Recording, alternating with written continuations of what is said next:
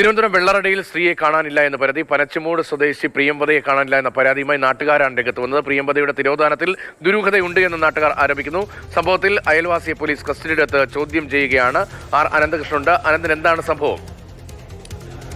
രതീഷ്, തിരുവനന്തപുരം നെയ്യാറ്റിങ്കര വെള്ളറടയ്ക്ക് സമീപമുള്ള പനച്ചമൂടെന്ന സ്ഥലത്തെ സ്വദേശിയാണ് പ്രിയംവദ.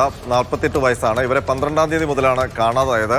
ഇവരെ കാണാനില്ല എന്ന പരാതി വെള്ളറട പോലീസിൽ അവരുടെ മകൾ നൽകുകയും ചെയ്തിരുന്നു. ഇതുമായി ബന്ധപ്പെട്ട തിരോധന കേസ് പോലീസ് അന്വേഷിച്ചു വരികയാണ്. അതിനിടയിലാണ് ഇന്ന് രാവിലെ ഈ പ്രിയംവദയുടെ അയൽവാസിയായ സരസ്വതി എന്ന സ്ത്രീ, ആ സരസ്വതി അവരുടെ വീടിൻ്റെ സമീപത്തെ രക്തക്കറകൾ കണ്ടതായി പുറത്തറിയിക്കുന്നത്. അവർ പള്ളി വികാരിയാണ് ഇക്കാര്യം അറിയിച്ചത്. തുടർന്ന് പോലീസിൽ വിവരം അറിയിക്കുന്നു. പോലീസ് സരസ്വതിയുടെ വീടിൻ്റെ പരിസരത്തെത്തി പരിശോധിക്കുമ്പോൾ രക്തക്കറയും മുടിയിഴകളും കണ്ടെത്തി.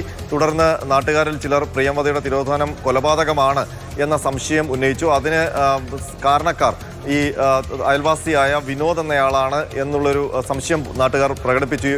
പ്രിയംവദയും വിനോദും തമ്മിൽ സൗഹൃദമുണ്ടായിരുന്നു.